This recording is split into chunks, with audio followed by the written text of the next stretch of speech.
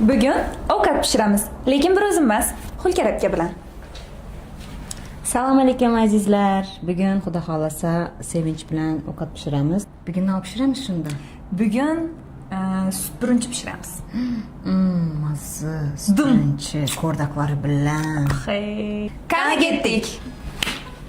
Konsertda toza zo'r qo'shiqlar bormi yangilikli? Ava, yangiliklarimiz bor konsertda. O'zimni aytadan qo'shiqlarim bor, keyin yangi duetlarim bor. O'zi bahonada, ya'ni ovqat pishirish bahonasida shuni aytaman deb turadim sizga. Men sizlarni zo'r etib ayttiracakman. Vau, duet. Davay, zo'r bo'ladi.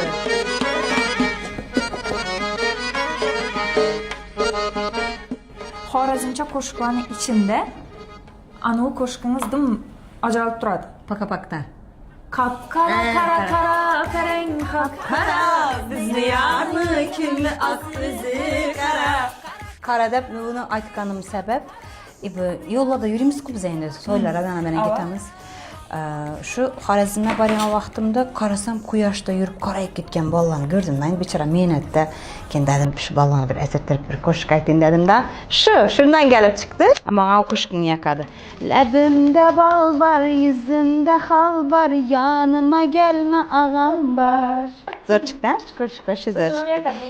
Oldinda aylanib yuradigan so'zlar, ha?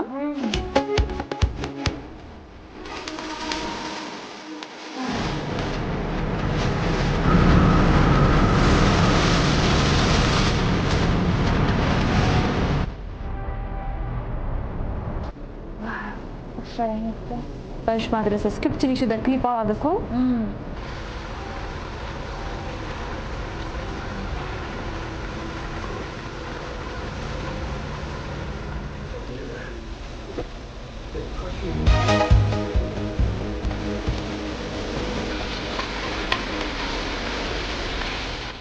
Gap bilan bo'lib, go'shtini kamroq solibman.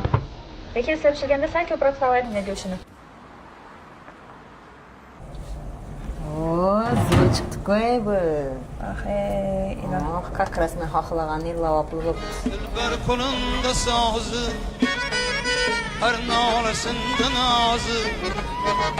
Dilber kolunda sazı, her nalesinde nazı. Nazire işk razı közü. Hadi geze kanı. Burun eteğine. Bas. Gitti. Ничего koptu. Общий. Здесь крис. Geldi. Ana yine geldi. Süt brunchi yesim geldi. Anelerin sevinç ay dımgına yesim geldi.